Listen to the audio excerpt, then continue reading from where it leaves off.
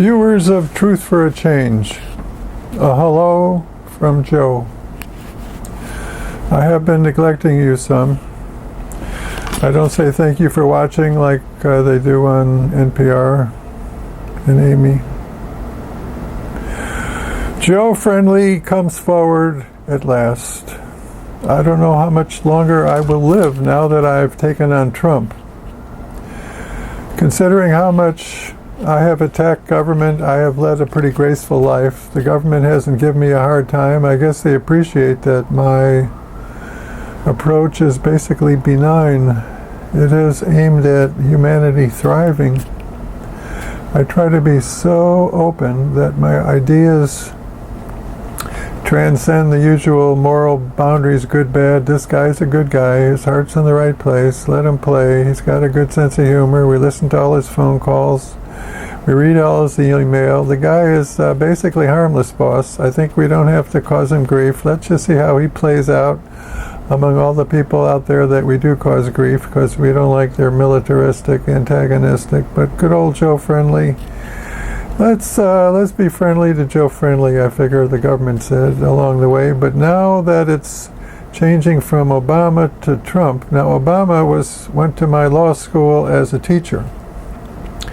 He got his degree from Harvard, but then he accepted a program that was invented for him by the dean because he wanted to stay an activist in Chicago.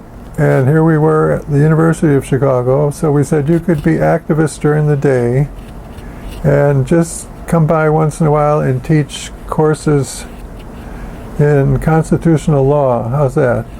And online I read some of the exams he wrote, and I thought they were indications of a good mind, cheerful as you could be in a legal situation. I gave him credit for being a good teacher. But meanwhile, that's a way of me bragging about my education, don't you know? I have a law degree. And when I went to law school, I didn't go to law school to be a lawyer. I went to law school because my father didn't know what to do with me, that after my electrical engineering degree from Caltech, they didn't know where to find a place for me in the adult world. This spoiled rich kid.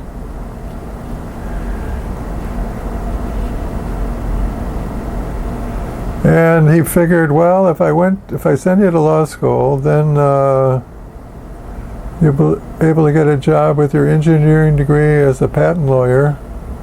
But you've already become an anarchist, and you've developed this antagonism to the whole legal structure as a violation of the full dimensions of human existence, human hope, true justice, that you're pretty down on our legal system, but I'm going to send you to law school anyhow. And to their credit, the University of Chicago faculty did play along, where I would raise my hand in defiance and defense of the philosophy of Emma Goldman. She was my hero. I would get everybody I could to borrow a copy of, I kept precious, of her autobiography in 2 volumes. Emma Goldman, that's what this Joe Friendly is about. I declare her a hero. And Alex Berkman, that whole gang, I like their reading. I had their library. I am an anarchist at heart who says now let the people own everything, or in particular, we should redistribute the wealth. That's what I say makes sense, folks. I'm the answer to Trump to that extent. Revolution made simple. We take the money from the rich and we give it to the people. That's what the Declaration of Independence is all about. So I'll give you a little lesson in the Declaration of Independence. Just from memory, it says, when a country has gone bad, when a government has gone bad, when a regime over humanity has gone bad, and the way they describe gone bad is usurpations. That is to say, taking power that they weren't supposed to take. And we are a fooled people. Our government has turned against us. I'm the guy to say, hello, America, it's a reality, and here I got this place on TV. And wait, what else you got, Joe? Legitimation, you know what I mean? Hey, Joe, what you saying, boy? I'm saying that here I got the TV and the YouTube and the Facebook going for me. And I'm going to, what you going to do, Joe? I'm going to zoom in to get, well, that ain't so bad, but let's zoom in a little. Yeah, Joe, what's the deal? In here, my Santa Claus outfit, I here declare in the name of the worthiness of Santa Claus. I mean, if Santa Claus got something to say, you would think the world would listen, you know what I mean? So here we go, don't you know, Joe Friendly. That's sort of a name like Santa Claus, wouldn't you say? I made that my legal name in 1980. And at that time, I wrote a manuscript, The Birthday Phenomenon. And I said birth date instead of birthday. I think that was a mistake. It doesn't matter which. I was trying to be a little more scientific than just plain old birthday, but it does come down to plain old birthday. To that part of the circle as the earth goes around the sun. What I'm saying is there is a revelation to be done. Here I be doing it. Hello world, Joe Friendly announces in the name of Santa Claus and science and Caltech and the University of Chicago Law School and Manhattan. I have had lunch with Martin Luther King. I sat at the feet of Malcolm X. Hello, meet Joe Friendly. Who that man? He produces this show Monday through Friday on public access. Yeah? What's the name? Truth for a Change. Only in Manhattan. And you can catch it on the internet. It's streaming, but they don't archive it. The Joe Show. What's the name of it again? Truth for a Change. Truth for a Change as a public access argument against the mainstream media that they're not giving you the truth usually, but good old public access, we got some truth to offer you. And I have tried to live up to it. Have you noticed, folks, that over the years I was catching talks in church basements and university dormitories and public demonstrations? And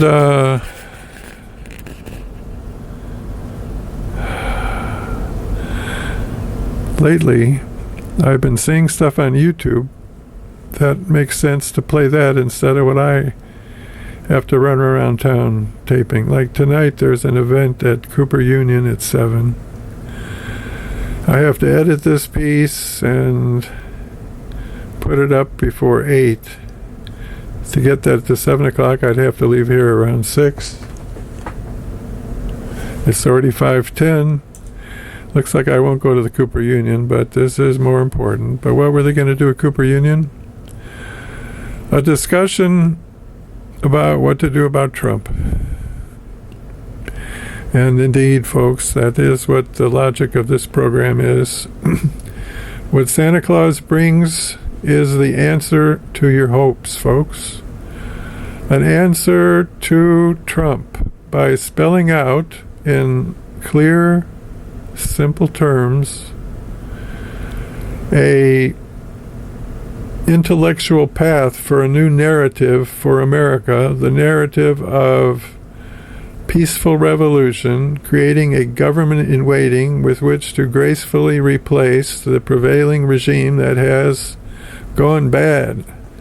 On my previous Santa Claus installation, that was Monday, December 19th, I came forward as a Santa Claus reading off his website, peacefulrevolution.us, admitting to the name Joseph Friendly that We could, as a people, announce ourselves the owners of the corporations. Joe Friendly, your attorney, is saying you got the right to make a new game going. And that's what I'm proposing, a profound revolution. To that extent, that is kind of messianic, folks, don't you know? So, hello. Santa Claus is a kind of Messiah, and if Santa Claus brings us the revolution, listen up. Hey, this could be cool. What's the deal, Joe? A government in waiting. That's the better way than mulling around in the plazas, scratching your head, waving banners, getting in fights with the cops. I'm saying, in the name of reason, in the name of Jefferson, in the name of Chaim Maccabee, who dat? M-A-C-C-O-B-Y. I believe every American should read his writing. M-A-C-C-O-B-Y. Revolution in Judea. Read that book, America, and wonder of the tension between Christianity and Judaism. It solves the puzzle, folks. Chaim Maccabee solved the puzzle of the tension between Christianity and Judaism.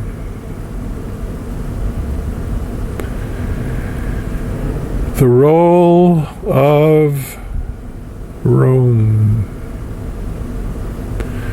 Christianity was a Roman weapon created in total antagonism to Judaism. The total antagonism was the result of the Jews managing to kick the Romans out of that piece of their empire. About 100 years after Jesus. 100 years after Jesus, plus or minus 20, 30, somewhere around there. 70 years after he was born, after he died, somewhere in that period of history, around 100 AD, as we call it now. But apparently, before the Gospels were written, but 100 years, more or less later, the Jews had a new leader who arranged a military kick-out of all the Roman guards, all the police, all the military, and along with them their tax collectors and their administrators, their shadow government that was pulling the strings among the rich that they made the appointed rulers of Israel at that point. The rich man's tribe as opposed to the middle-class tribe in the holy times. So, America, the Jews kicked the Romans out. The leader of the Jews had come forward, like I say, 100 years more or less after Jesus, and said to the Jews, I am the Savior. And the Jews said, Oi, another one, what, a Jew saving us, what? And they sent him to the Rabbi Akiva, the chief rabbi whose words endure. They sent him to Rabbi Akiva, and he checked him out, and he announced to the Jews, yeah, this guy matches the test. He's the guy to save us.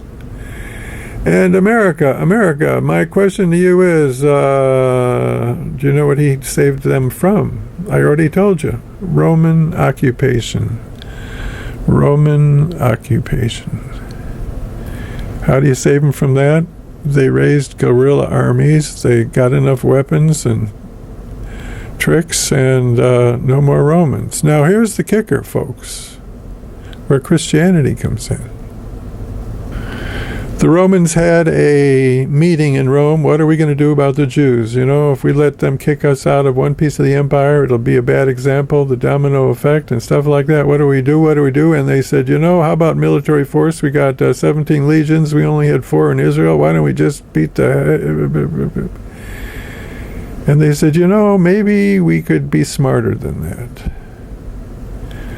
Our smartest guy is General Severus, and he's not with us. He's busy subduing the British. They're giving him a hard time.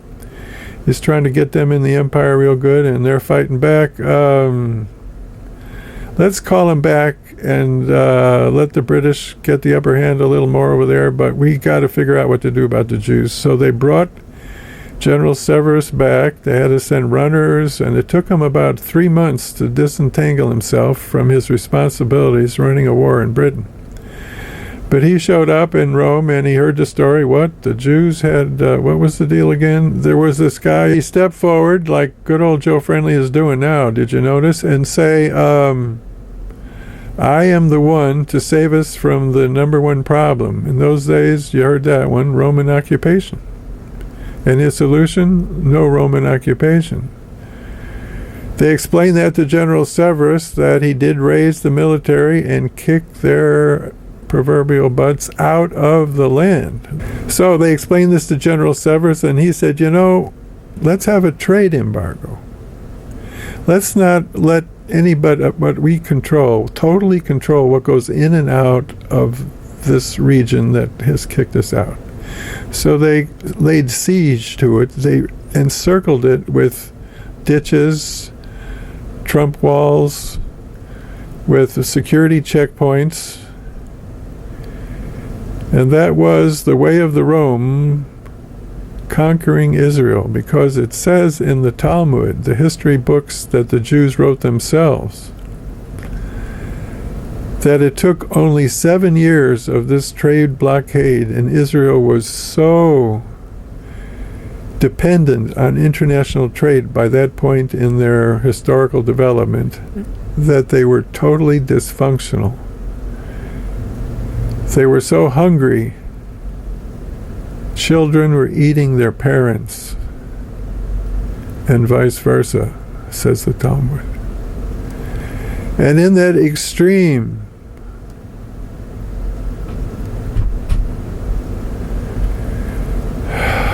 what do you call it? Real being down. They were real down. See, so then the military come in. The Roman military then comes in. And the Jews didn't put up much of a fight at all. The Romans marched into their holiest place, their temple that had gold all over the place, and they grabbed the women and raped them. They whipped and killed for fun. I mean, they just had total play that the Jews were helpless at that point. The Jews celebrate that at one mountaintop, the Jews put up a little fight. That's what the Jews choose to remember about the event. But the reality is, it was a complete, total knockdown. That the Jews were taken by boat to the southern tip of Italy and in chains marched up all the way to Rome, beaten with whips. And Jews who couldn't make the journey, they were hung up on crosses along the way to see this is what happens, as nearly 100,000 Jews were made to walk the streets of Rome in chains as slaves for trying to kick the Roman authority out of their lives.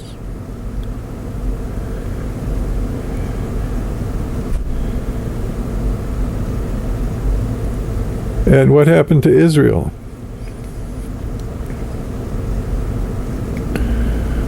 Well, Simon ben Kochba and Rabbi Akiva got a treatment from Rome worse than the treatment of Jesus.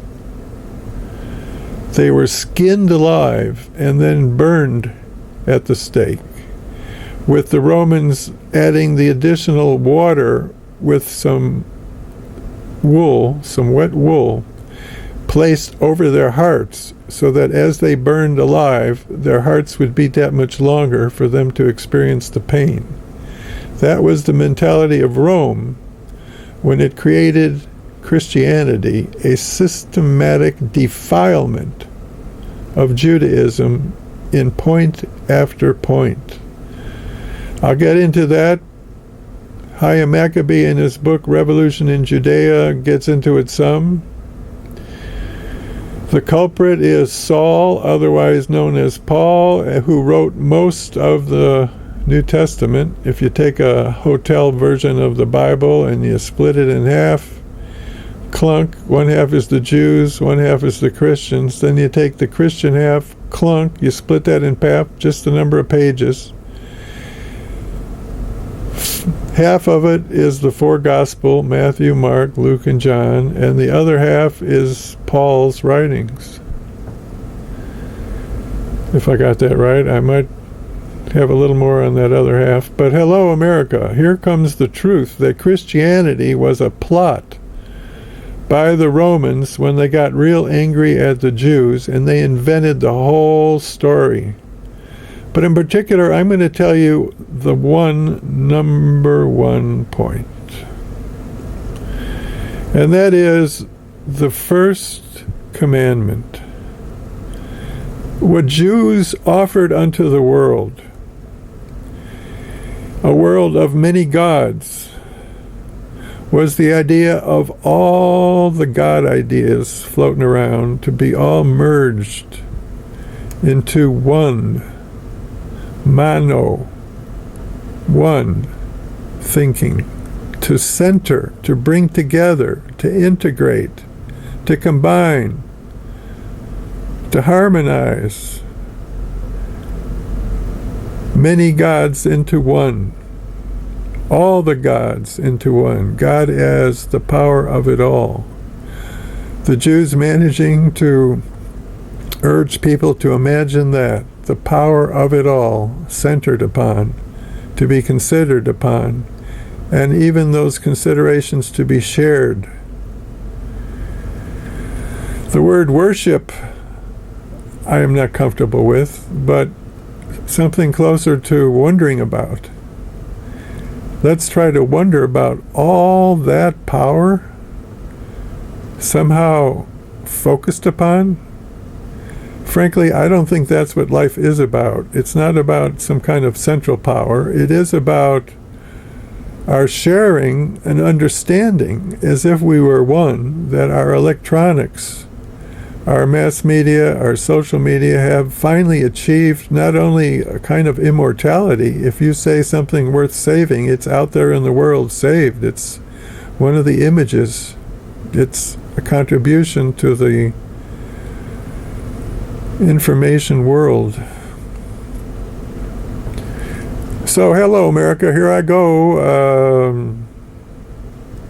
The Christians have a place for me. They say I'm the Antichrist. Sorry about that, but I'm just telling the truth. I'm just telling it like I see it. I'm saying history. I'm giving you now a lesson from history. The Romans saw the Jews kick them out. A 7-year trade embargo brought the Jews so far down, they were so demoralized. The Romans marched in, they took the golden goodies from the temple, they killed the priest, or they tortured him. They did all kinds of horrible things. The Romans in those days were not religious. The only thing they had to do is bow to the emperor. That was their thing. And everything else was up for grabs. If you had the power, use it to play with.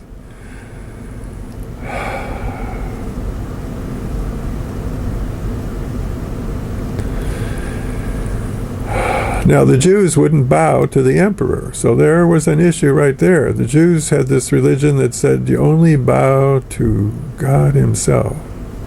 And God is so out there, bigger than words, that we don't even say God. We go, or we say we allude to it in a bow to its greatness, that it's beyond words. That was sort of the Jew idea of God. And even in printed words, they put a asterisk between the G and the D instead of an O. A lot of traditional Orthodox Jews practice that thing in English. They put an asterisk instead of spelling out God with a capital G. Hello, but we're talking about a tension now between that God and Christianity, because I was talking about the first commandment. And the first commandment says one God, folks. And wouldn't you know it, Christianity got him having a son. And so it's him that you pray through to, you just don't go directly to God anymore because he had this son, see? That's the Roman contribution. God had a son.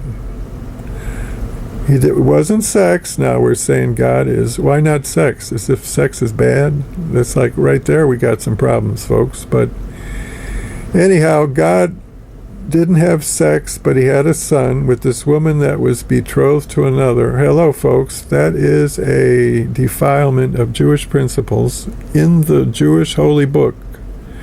It says in the Big Five, in the Jewish Old Testament, it says, for a man to have sex with a woman who is betrothed to another is an abomination unto the Lord and should be stoned to death. And who do they have doing it? God. Hello, God doesn't do abominations. You know what abomination means, folks? It means something that you turn away from instead of looking upon it, something you move your gaze away from. So it isn't a deal where God is all-knowing. At that point, he says, I prefer not knowing. And to have sex on the basis of I prefer not knowing, that is a perversion, America. And here could be Joe Friendly in a Santa Claus outfit inviting all Christians to consider the writings of Chaim Maccabee and associated writings, like he's got a book on Paul, the myth maker. Hello, America. Let's wake up to the fact that Christianity is a mistake. That to base a religion on some kind of allusion to love might have its argument, isn't that nice? But as far as religions go, it has not achieved enough love happening to justify its existence. What it has been is an excuse for hate, an excuse for the murder. And when I say murder, let me remind us what I said Monday in Monday's show. This answer to Trump is saying, hello, America. This is your assignment. One book, Killing Hope, by a guy whose name is B-L-U-M. Killing Hope. It's a story told by U.S. officials of U.S. wrongdoing in country after country, something as American people we should wake up to and announce to the world our apologies. Acknowledge the shame of it, the horrible things we were doing. When Trump says make us great again, that land of greatness was American people fooled into believing there was any justification for the different military numbers we had going in different countries. The bombings, you know what bombings are? That's like terrorism 1,000 times at once. That's like a 1,000-pound bomb instead of a 1-pounder. We've been dropping bombs and hiring people to influence elections. Hello, America. Joe Friendly brings you the truth for Christmas.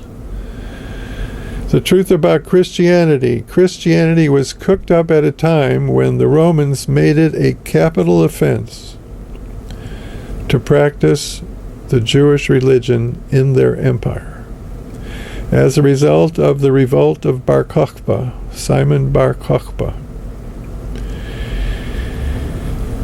the Romans came in, they skinned alive Bar Kokhba and the chief rabbi, Rabbi Akiva. They skinned him alive and burned him at the stake. And in that tradition, invented Christianity, which is a systematic undoing of the intellectual offering Judaism offered to civilization. Judaism was offering circumcision as an improvement on civilization. Hello, America. Here comes Joe Friendly making a new argument for circumcision. I am aware there is controversy about the question of circumcision. Some complain that it is a cruelty, needlessly forced on children without their consent, that nature should be let alone. But I argue that the Jews made an improvement on nature. They improved the intelligence of children. It improved their abilities with language. And here's my argument. What circumcision does is systematically removal of the foreskin, it's called. And what is the foreskin? It is nature's way of protecting the front of the penis when it is erected, when it's ready for sexual excitement. That head, the head of the penis, is protected by an extra layer of skin. Circumcision is the removal of that protection. I'm saying it made the Jews smarter. And here's the argument.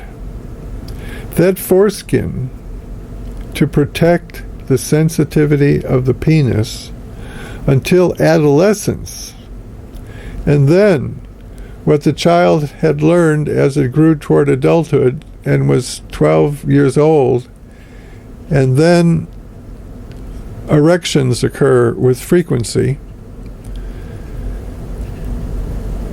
and the world of sexuality is presented. Typically, there is a lot of frustration that the child sees somebody they want to have sex with, and the rules of the culture are no, not her, not now, not you, and stuff like that. So our learning about sex is relatively painful in adolescence. A lot of frustration. Typically, you wait around for a few years before there is even much sexual activity except for masturbation, which is formally discouraged in Judaism and not particularly encouraged since, well, it got improved since the 60s. Masturbation is acknowledged as a trade-off, being stingy as we still are with sex. So, hey, here's Joe Friendly saying, what's this picking on Christianity and circumcision? Yeah, well, the deal is that Christianity is a systematic defilement of Jewish principles. For example, in Judaism, their temple is to be a place of triumph, a place of celebrating testicles in their glory. And they make a point that their writing is an expression of testicles. Oh, that reminds me, I didn't finish circumcision. What I'm saying is that if you remove the foreskin, the baby's introduction to life is not only his eyes, his ears, his tongue, his nose, but the tip of his wee-wee.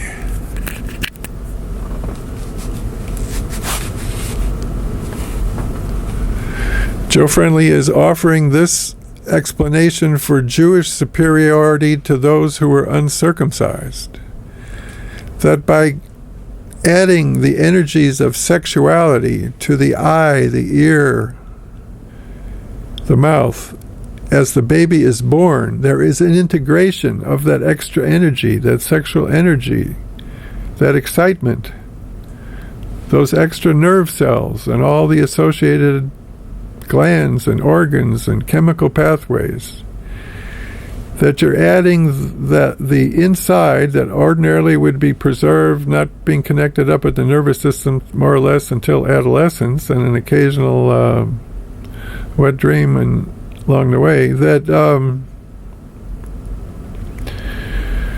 there is an improvement in the intellect. What is the intellect? The intellect is language. If you add sex to language, then you have more energy going on. And as a result of Christianity, the first 1,500 years or something like that, there wasn't any more circumcision. The Christians didn't circumcise. So, again, a defilement. What Judaism offered was circumcision. The Romans created a religion, no circumcision. Speaking of defilement, the Jewish Sabbath starts Friday night till Saturday night, and the Christian situation is you work then, you violate the Jewish Sabbath, and we give you Sunday off starting at midnight. So, do you see what I'm saying, folks? That Christianity is a systematic Roman hatchet job on Judaism. And it's Christianity that it's for suckers. I mean, it's fooling people in the name of love. The Jewish religion was bow to nobody, and Christianity says bow to everybody in the name of love. So that's a defense. Hey, Joe, don't you be down on the Christianity thing, man. I mean, there's so many us Christians around, and it's just you in this red Santa Claus outfit. I mean, what's the deal, man? I mean, there's a lot of Christians, and they love Jesus. Yeah, well, there is a problem there. What to do about your love of Jesus? Yeah. Especially when there's a lot of that love.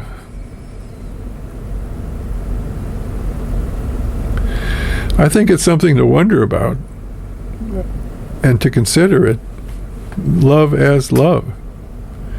And it was tied to Jesus, and Joe Friendly says Jesus is just a Roman trick of language and other stuff. Con game, not really. He wasn't there. He didn't do it. He didn't really even die on a cross for all we know. And if he did die on a cross, he suffocated from being tied up. He didn't have any nails. But Christianity is a mistake that I plead for humanity to have a correction. So that's one way for me to get some public attention. I'm the Antichrist. I am the one to tell you that Christianity is a historical mistake, a Roman trick, that we should think our way around and free us from any of its restrictions, that it is unworthy of authority, Christianity. It's a false religion, a mistake on humanity.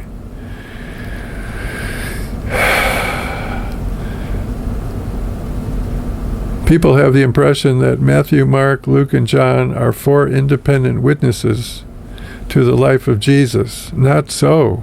Scholars agree on that. They're rewrites of some earlier versions of life that Chaim Maccabi refers to, I think, as Q1 and Q2.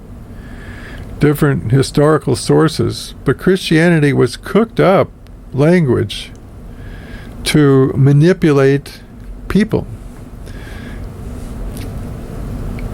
That's the problem, and that's what Trump is able to play to. Incidentally, folks, I just want to repeat one more opportunity that Ivanka, Trump's first wife, did publicly state, for the record, that Trump was a lover of Hitler's speeches and studied reading Hitler's speeches. That's a reality. That's what Trump's first wife, Ivanka, states. It's right there on the internet.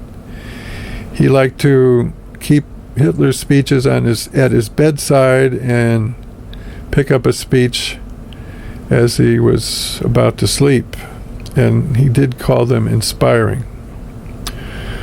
Just one more argument against that Trump fella, that I am saying in the name of the Declaration of Independence, the people certainly have the right to say this government has gone bad, and we withdraw our consent and attach the authority of government to this new group of people with Tom Hartman and Phil Donahue and Leonard Lopate. Hey, hi, Leonard. And Bernie Sanders. And hey, how about some females? All right, Jill Stein. You can be the boss. And, of course, Amy, who, incidentally, I haven't talked to about this. I talked to a go-between who's close, and he hasn't responded back after he saw what I had to offer.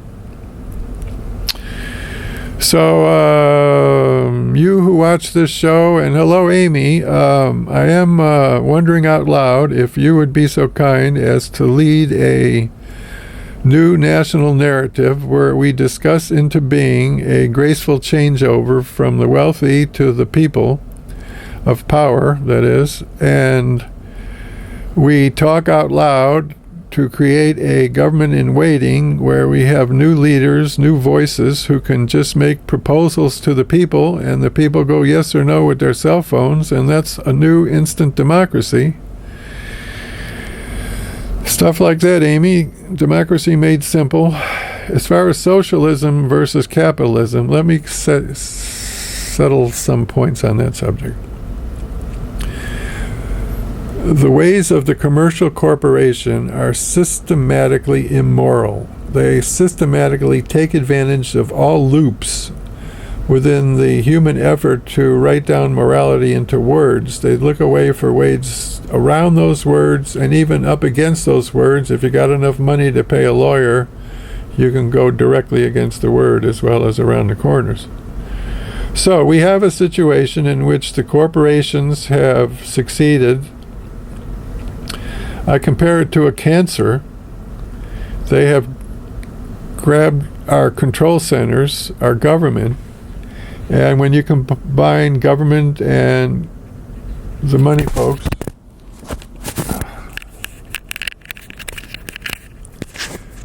that is not power in the people, that's power in the rich few again, and that's what the Declaration of Independence says is time for another revolution.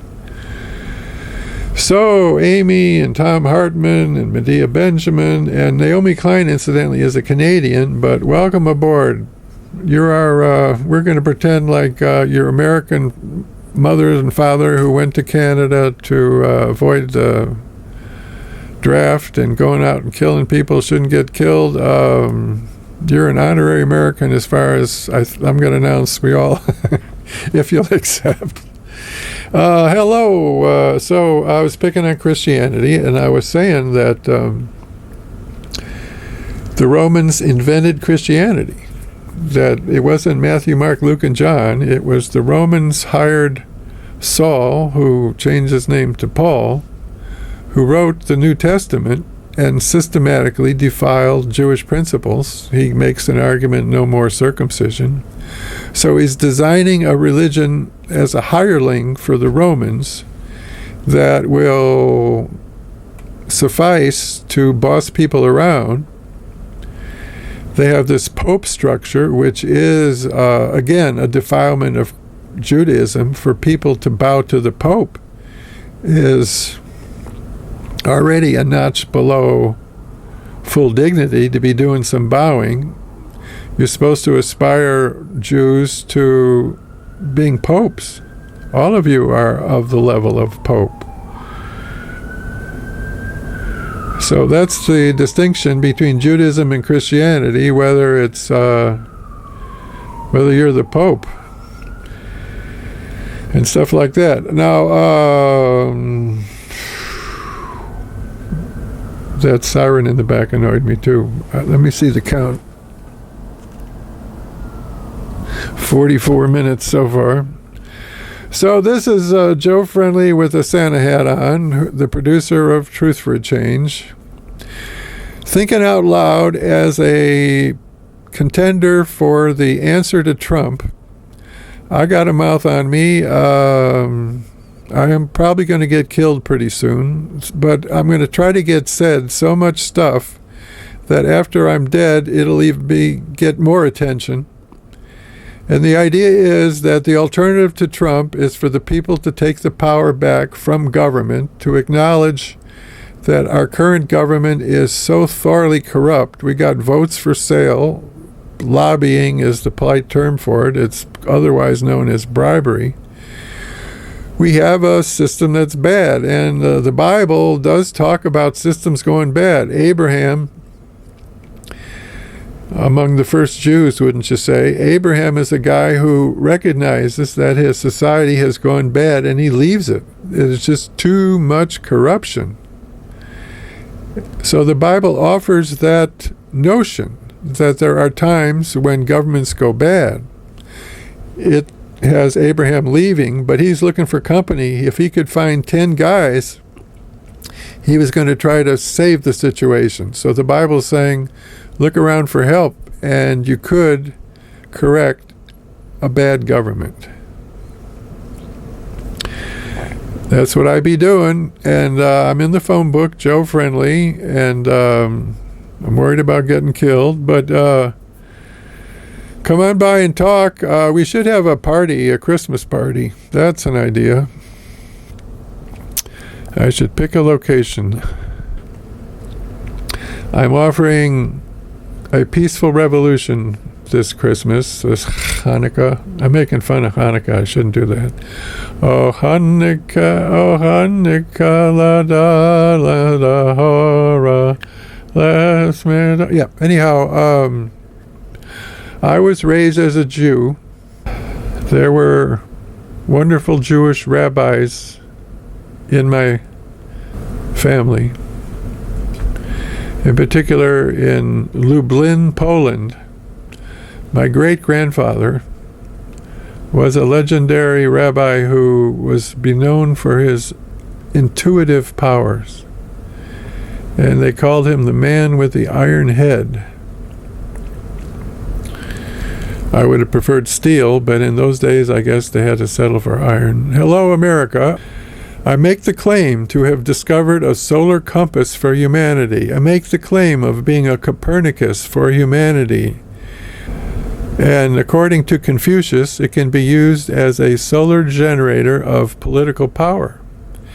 Here's how Confucius says to do it. He says, when a society has outgrown its social forms, it can accomplish a graceful transition to appropriate social forms by first gathering the people, demonstrating the value of accurately measuring the seasons, and with their attention and trust thus derived, talk them through the needed social changes. Hello, America. That's exactly what I'm undertaking to do before you.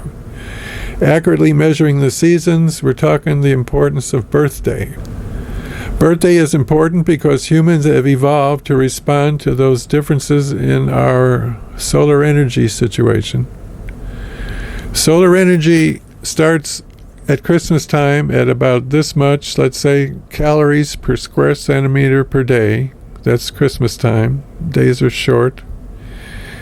Sun is low. And 6 months later, it's 4 times that, 800 calories per square centimeter, and then it comes back down. And the shape of that curve, and it keeps going, that curve is approximately the basic curve they teach students in trigonometry, the sine cycle. It's something like a sine cycle. It has that curve, and it's fairly smooth because the travel of the the Earth around the sun is smooth. So you have a smooth curve, plus or minus some clouds that interrupt things. But what I've discovered is that birthday is important because it is a fundamental dimension of that curve that in math and science is known as the dimension of phase. Now, when people hear the word phase, if they didn't get exposed to this use of the word in mathematics, all they can think of is the moon. The moon has phases. But phases of the sun are all 360 days of the year. Each day amounts to a part of a full circle. In mathematics, they divide it into 360 degrees. Oops, Earth has 365, Joe. Sorry about that. But that tension between 365 and 360, we're talking a whole circle. And birthday is dividing the circle into those pieces. And it turns out that is a fundamental dimension of our relationship to the sun's energy. And therefore, something I do claim I have observed, that human nature is, in fact, the result of dramatic differences, a result of those different times of year of birth. Getting back to the Bible of the Jews were apparently aware of this, and they teach about the different traits that are a result of different birthdays in the story of the 12 sons. 12 different roles of the son in male or human development. And I figured out that the firstborn Reuben represents the beginning of the fall. Simeon, it would be in astrology Scorpion, but it would be, October, November. Then Levi is the next one. He's November, December. Then Judah is Capricorn, the goat. Dan, I believe, is Aquarius. And in Genesis 49, there is an important moment in human history where the Jews have Jacob. Genesis 49, he's singing a goodbye song from his deathbed to his 12 sons, and they give you the words he sings to his 12 sons. And when he gets to Aquarius' son Dan, he announces that they have a talent for performing the role of judge. And when society recognizes that, and we make them our judges, we shall enjoy salvation. So, hey, Trump fans, Joe Friendly is making that claim. That's strong language. We're saying that we can not have to pay so much attention to the demands of our legal system that has its leathery ways. It is rules that you got to argue against, as opposed to you're getting the benefit of the doubt. That instead we have a system of justice based on common sense. If you got a problem, you go directly to a judge. You don't need a lawyer. And the judge is probably connected to the internet, audio, video, your audio, video. And what's new and different is this judge will have power to make justice happen, to make announcements, directives, commands. That's the proposal, a new system of justice. We make Aquarius the judges and trust to their intuitions. We can monitor them audio-visually. Hey, Joe Friendly said that. The power of the sun. I was saying,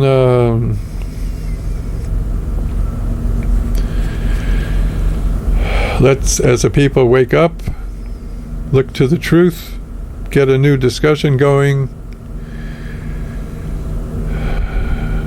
We, the people, fortunately haven't blown ourselves up with nuclear weapons just yet. We don't have to settle for Trump. We can minimize his power. We can say power by false pretenses. He's only a con man. He never intended to keep his promises. We can look for some kind of legal angle, but it is pretty obvious he's just a con man. And the professionals do say, well, let me say this. In my writings from 1980 on, I have made the statement that people born around his birthday, he was born around June 14 apparently, people born at that time are born when the air temperature is relatively ideal for civilized living. It's not 98 point whatever inside the womb, but it is a comfortable 78 June, the beginning of summer. And so there is some effort, but the baby learns that what growing up is all about is settling for 78 degrees room temperature. And then they find that life isn't always like that, it gets bad. And so what those people are about is riding the crest of the wave, how it started off good, and if they talk first in situations, they can keep control. And as long as they keep control, they get this energy going where it's easier for them than the rest of the people to keep that control thing going. It just gets your mind working in the quicker way, coming up with words as needed to maintain authority, to hold on to the airspace. I say that because they're born at 78 degrees, more or less, when they're born at a comfortable temperature, they don't need their mother to keep them warm, as is the case of babies born in the winter, especially before central heating and lighting. The early part of humanity, the last 2,000 years, less the more recent 150, that babies knew and did suffer the cold and the dark of winter. A lot of what I say doesn't apply as much, obviously, to the babies who are protected from that kind of environment nowadays, and adjustments do need to be made to some of my generalizations, I concede. But I am saying that because of Trump's birthday, June 14, ordinarily those babies, I used the language in my 1980 writing, they typically lack conscience. I have met some that have wonderful consciences. Hello, I'm not saying that, and I can blame that, on modern heating and lighting or whatever, but the point is that it is a typical situation that because they don't need their mothers for protection, they don't rationalize the social needs the rest of us have for our consciences.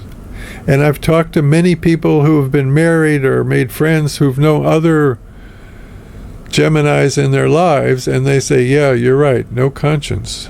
So I've had that verified many times. That's some explanation for the way Trump is, but the point is he really is that way. He really doesn't feel the way his brain works. He just says whatever works, and that is not the kind of thinking appropriate for being our president. I mean, that's a disaster asking to happen, and Pence isn't any better, which gives us the well, he's a little better. I'll have to say that.